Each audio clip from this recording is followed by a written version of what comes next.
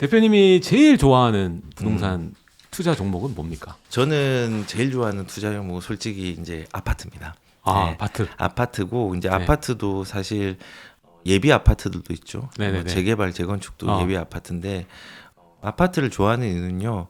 제가 능력이 부족해서 아파트를 좋아합니다. 아이고. 왜냐하면 네. 저는 이제 아파트 투자를 계속 했거든요. 계속 했는데 수요층이 가장 많은 데가 가장 안전하다라는 생각이 좀을 가지고 있어요. 그래서 저는 이제 투자금이 작게 들어가는데 입지나 물건의 변화가 큰 폭으로 일어날 수 있는 아파트에 대해서 굉장히 많이 선호를 하고 그러면 그 아파트를 조금 더 세분화해 보면은 재개발도 있고 이제 재건축도 있는데 저는 이제 초기 재건축이나 아니면은 우리가 재건축이 이게 되려면은 예정지구로 지정이 돼야 되잖아요. 예를 들어서 2030 도시및 주거환경 정비 기본 계획에 네. 예정지구로 지정될 아파트 그걸 어떻게 아느냐? 저는 또 공무원 출신이라서 네. 그 법을 찾아가고 의회 자료도 찾아보고 하거든요.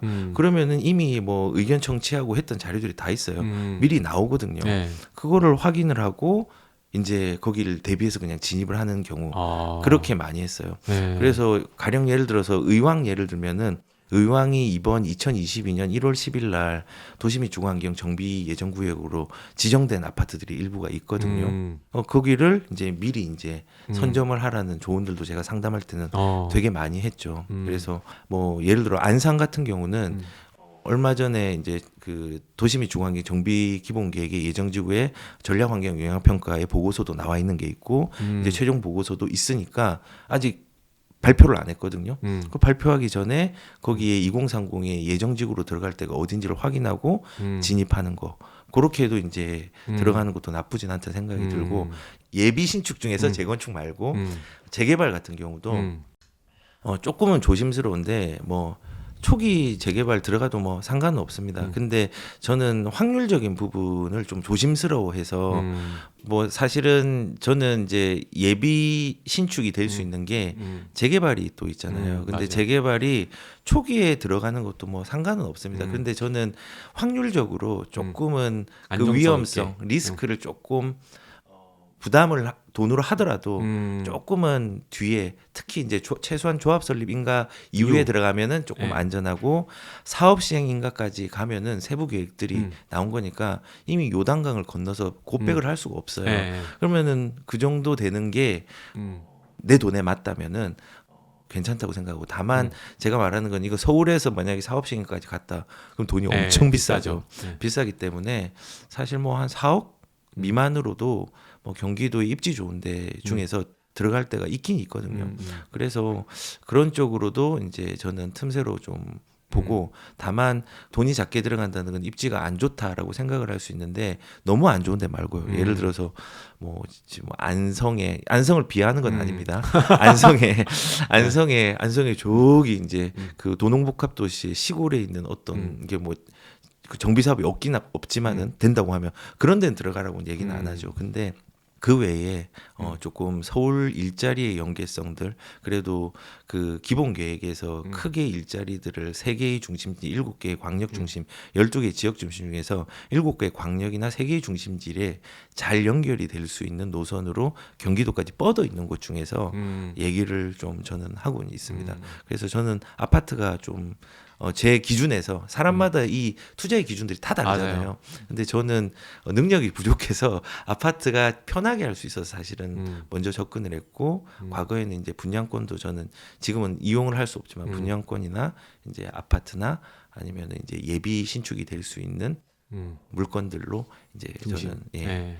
접근을 그쵸. 했습니다. 제가 네. 그거 얘기 하나 만든 거 있어요. 그러니까 투자를 하려면 그 옛날 링컨 얘기 있잖아요. 링컨이 네. 국민을 위한 있잖아요. 그 신축이거나 신축이 될 아니면은 뭐 신축이 된 뭐 이렇게 해가지고 신축이 될 물건을 사라 뭐 이렇게 얘기를 드리는데 어쨌든 저랑 좀 비슷한 부분인 것 같아요. 그래서 일단 아까 이미 얘기는 하셨는데 뭐 재건축과 재개발 다 얘기를 하셨어요. 네. 이게 나만의 투자법 했을 때 뭐 이미 이제 땅에 있는 종이라던가 이런 것도 구분해야 되고 용적률만 보지 말고 다른 것도 봐라. 주변에 일대 그 인프라나 이런 것도 확인을 해라. 뭐 여러 가지 얘기를 다 해주셨는데 네. 일단은 사실 투자를 한 번도 안 해본 사람은 기존의 아파트는 쉬운데 재개발 재건축은 어렵죠. 공부가 안 돼 있잖아요. 네. 어렵게 생각하고 또 뭔가 있는 거 아니야 하면서 주저하게 되고 네. 지나고 나서 후회하고 뭐 이런 케이스가 많은데 지금 1주택자들이 이거는 약간 포괄적으로 질문드릴게요. 네. 자산을 사실 이제 1주택자로 가느냐 마느냐 이게 지금 기로에 서 있는 고민이 제일 많거든요. 지금 네.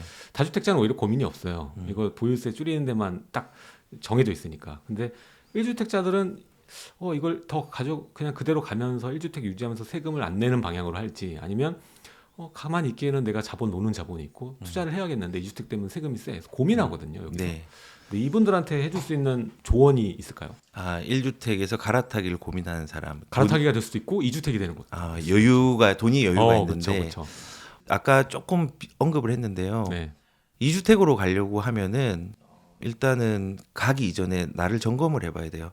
내 물건이 좋은 건가 좋지 않은 건가. 네. 그리고 내 현금 보유가 충분히 앞으로 이제 대응이 되는 사서 물론 대응이 되고 유지를 할 수 있는 여건이 되는 거를 확인을 하고 이제 2주택으로 가는 게 필요한데 보편적으로 갈아타기도 사실은 세금 때문에 쉽지는 않겠지만은 저는 그렇게 생각해요. 2주택으로 간다고 하면은 매가를 조금은 두 번째 주택은 낮춰서 지금 기준으로는 취득세를 조금 낮추는 방향으로 가는 게 우선 좋고 그다음에 갈아타기를 한다고 하면은 그 사람들이 현금 보유가 많을 경우 갈아타기를 이제 적극적으로 추천하지만은 개인적으로 내가 지금 현금 보유가 거의 없고 그냥 주택만 있는데 갈아타고 싶어. 그러면은 오히려 가만히 있는 게 유리할 수는 있거든요. 그래서 갈아타기를 할 때 내 현금의 보유 금액이 얼마 있느냐가 되게 중요하고 그걸로 갈아탈 때 현금이 없으면 기다리는 것도 오히려 좋은 투자가 될 수 있다라는. 그러니까 좀 기다려야죠. 왜냐하면 내가 돈이 없는데 더 안 좋은 데로 갈 수는 없잖아요. 맞아요. 보통 되게 사람들이 저는 조금 이해가 안 되는 게 있는데 입지에 서열이 있잖아요. 그 서열을 파악을 못하신 분들이 밑으로 내려가려고 하는 경향이 그런 되게 분들이 많아요. 있어요. 일시적 2주택 쓴다고 그냥 밑에 거 사는. 그러니까요. 일시적 1가구 2주택을 해가지고 돈이 생겼는데 그걸로 뭐 또 합쳐가지고 더 안 좋은 데 가는 사람도 봤고 그리고 극단적인 거는 제가 예전에 강의할 때 얘기를 많이 들었는데 어떤 사람이 A라는 사람하고 B라는 사람이 한 40년 전에 집을 20평짜리 집을 사서 같이 지냈어요. 근데 A라는 사람은 너무 적극적이지 않은 사람이어서 그냥 거기에 눌러 살았거든요. 40년 동안. 근데 B라는 사람은 나에게 집이 너무 좁아. 그래서 B라는 사람은 이사를 갔어요. 한 20평에서 30평을 갔죠. 근데 30평도 애가 3명이라서 또 좁네. 그래서 또 이사를 갔어요. 팔고 갈아타기를 한 거죠. 그리고 나중에 최종적으로 50평대로 갔는데 처음에 시작점이 반포주공이었고 마지막으로 간 게 안산의 대형 평수였어요. 이게 진짜 그 뭐 좀 우스갯소리로 하는 거지만요. 웃지 못할 이야기네요. 예, 입지에 대해서 정확하게 파악을 못하면은 어디가 더 좋은 입지인지 아닌지를 구분 못해서 하급지로 가는 경우가 많거든요. 그래서 1주택자라면 내 형편이 되게 중요한 게 내가 돈이 5억짜리 집이 있고 현금이 10억이 있다. 갈아타야죠. 그거는 무조건 갈아타야죠. 근데 5억짜리 집이 있는데 내 돈이 한 2천만 원밖에 없어요. 그러면은 이제 뭐 대출이 좀 완화가 되거나 뭐 이런 시기를 거쳐서 레버리지를 활용할 수 있는 여건이 만들어질 때 갈아타는 게 오히려 훨씬 더 좋을 거라는 생각이 많이 들고 2주택자는 아까 말한 것처럼 내가 적극적으로 지금 집이 별로 안 좋은데 실거주를 불가피하게 해야 돼요. 그런데 재산을 늘리고 싶고 돈은 조금 여유가 있어요. 그러면은 재정 범위 내에서 취득세를 계산해보고 조금은 부담 없게 가려고 하면 뭐 30억짜리 집 사면은 뭐 취득세가 어마어마하잖아요. 네, 맞아요. 뭐 8.4%니까는 38, 24, 2억 4천이 되잖아요. 크니까 차라리 6억 미만짜리 주택 중에서 진보가 될 수 있는 아파트들로 가는 게 좋겠죠. 그러면 이제 취득세가 줄어드니까 예를 들어서 서울은 사실은 지금은 돈이 다 들어가니까는 저는 그 대체 수단이 될 수 있고 활용할 수 있는 땅이 경기도 인천인데 경기도 같은 경우도 아까 리모델링 얘기를 했지만은 리모델링으로 뭐 분당선에 있는데 집이 4억짜리가 있고 지금 가격도 좀 빠졌어요. 저는 이런 게 오히려 진짜 길게 가져가면 좋은 기회라고 생각합니다. 시공사 선정되고 가격도 뭐 한 4, 5억 되고 그다음 리모델링이 진행이 잘 되고 있고 신분당선, 분당선에 이런 게 몇 개가 있어요. 그래서 그런 쪽으로 매가를 조금 낮춰가지고 자산을 확대를 2개로 하는 부분들, 취득세를 절감하면서 절감은 아니지만 최소화하면서 확대하는 부분들 이런 쪽으로 가는 것도 저는 나쁘지 않다는 생각이 좀 듭니다. 네. 맞습니다. 네. 약간 뭐 보수적으로 볼 수 있고 뭐 공격적으로 볼 수 있는데 좀 자본이 많이 있다면 공격적인 갈아타기를 해도 무방하지만 그렇지 않다라면 좀 기다려 보거나 아니면은 여러 가지 아까 말했던 여러 가지 교집합 지역이고 잠재력이 있고 손이 덜 탄 지역 위주로 좀 찾아보면 좋을 것 같다 이렇게 얘기를 했습니다.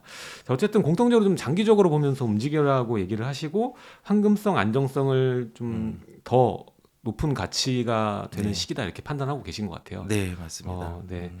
자, 그렇게 해서 뭐 이미 지역들을 다 언급을 해주셨어요. 네. 주로 이제 인천과 경기 지역 예. 위주로 말씀을 해주셨고 서울도 이제 위에 상계나 뭐 구로 쪽 중심으로 얘기를 해주셨는데 서울의 이 지역이 좀 변화가 좀 달라질 거다. 예를 들어 뭐 몇 년 전만 해도 이번 정권 전 처음 이제 개발할 때마다 마포가 이런 개념이 아니었었는데 완전 달라졌잖아요. 그렇죠. 네. 그렇게 좀 뭔가 변화가 급진적으로 될 수 있을 좀 동네가 개인적으로 있다면 개인적으로는 근데 좀 이게 저는 돈에 대한 부분을 다 떠나서는 네. 용산이죠, 사실은. 네. 왜냐하면은 돈을 떠나서요. 네. 왜냐면 현실적인 얘기를 하면 좀 다른 얘기인데 네. 제가 이제 그 공무원 출신이라서 그런지 모르겠는데 그 법을 되게 좀 좋아합니다. 그러니까 좋아한다는 게 법 자체는 경직됐지만은 그 법에서 방향을 찾는 걸 되게 좋아하거든요. 근데 그 재작년에 제5차 국토종합계획이 나왔을 때 거기에서 지역의 언급들이 계속 있어요. 우리나라 전체를 계획하는 건데 지역의 언급인데 서울에서 제일 첫 번째로 언급한 데가 용산이에요. 그리고 지금 2040에서도 우리가 지청 계획이라든지 뭐 지중화 계획이라든지 여러 가지 있지만은 이번에도 특별한 지역들을 언급한 게 용산이에요. 왜냐하면은 여의도의 금융의 부족한 기능들을 용산에 부어넣겠다. 그리고 예전에 고 박원순 시장, 전 박원순 시장이 있을 때도 지금은 업무 계획을 삭제했는데 저는 그걸 다운로드를 받았거든요. 거기에 그 새로운 경제 중심의 용산을 넣었고요. 지금의 서울시의 업무 계획을 봐도 용산이 첫 번째 과제로 지속되고 있고 계속 연결이 되고 과제도 제일 많아요. 이제 해야 할 어떤 계획들로. 그 말은 용산이 너무 좋은 동네인 건 알지만은 저는 호재가 시작됐다고 생각도 안 해요. 그리고 뭐 대통령이 오시는 부분이 뭐 악재다, 호재다 이런 부분인데 사실은 저는 좀 의미 없는 어떤 너무 조심스럽지만은 의미 없는 발언이라고 생각하고 우선 용산의 가능성들은 지금 뭐 한남뉴타운도 안 됐고 그 다음에 지금 이촌동 같은 경우도 리모델링과 재건축이 진행이 잘 되고 있고 그리고 용산공원도 있고 정비창 부지도 있고 유엔사 부지, 수송부 부지, 캠프킨 부지 그다음 위에 서울역도 용산이잖아요. 그 주변도 역세권 개발에 대한 진행도 잘 되고 있고 아직까지 다 완성되지 않았어요. 그래서 그 발전의 어떤 파급력이라든지 그런 거 보면 용산이 제일 좋을 것 같고 그리고 또 물리적으로도 서울에 딱 중간에 있는 게 용산이라서 우선은 그 상급지로서 그리고 계속 빛날 수 있는 어떤 입지로서는 용산이 넘버원이다. 뭐 제일 좋은 데는 지금 뭐 강남이긴 하지만은 그래도 그 업계에서 우리 좀 친구 좀 해볼까 정도의 좀 콧방귀를 같이 좀 조심스럽게 낄 수 있는 그런 수준의 위계로서 용산을 저는 보고 있습니다. 왜냐하면은 법적인 방향성들이 거시적으로 용산을 되게 많이 가르치고 있거든요. 그래서 우선은 뭐 좀 재밌게 하래서 재미없는 법을 좀 가지고 왔는데 아닙니다. 지금 왜냐하면은 그게 다 어떻게 보면 보물지도잖아요. 그 방식대로 끌고 가려고 목표를 세운 거고 그 목표에 맞는 지역들을 우리가 먼저 알고 그 안에서도 찾아볼 게 많기 때문에 기본적인 거를 또 얘기를 해주신 거니까 재밌고 용산 지역 또 제일 높게 가치를 변동의 지역이라고 또 꼽아주셨습니다. 이미 비싸지만 그보다 더 이제 시작도 안 했다 이렇게 표현하시면서 얘기를 해주셨고 또 많은 노선이 또 지금으로 한정된 게 아니라 또 글로 향하잖아요. 네, 맞습니다. 그것까지 하면 용산 어마어마하죠. 네, 맞습니다. 그거에 생각하면 지금 싼 거죠, 사실. 그렇죠. 맞아요. 자, 오늘 이렇게 우리 부동산 쿨 대표님과 함께 여러 가지 이야기를 했어요. 그래서 이 무주택자와 다주택자 분들을 위한 여러 가지 이야기들, 그리고 이번 공약에 관련된 조명받고 있는 지역들 중에서도 나만의 그 강남을 찾는 방법에 대해서 이것저것 얘기를 해주셨습니다. 네. 오늘 또 굉장히 유익한 시간이었고 네. 다음에도 또 모셔가지고 좀 더 여러분들이 궁금해하는 상세적인 여러 가지 내용들 감사합니다. 네, 함께 다루도록 하겠습니다. 네. 오늘 감사드리고요. 네. 다음에 또 뵙겠습니다. 네. 감사합니다. 다음에 뵙겠습니다. 감사합니다. 네. 네.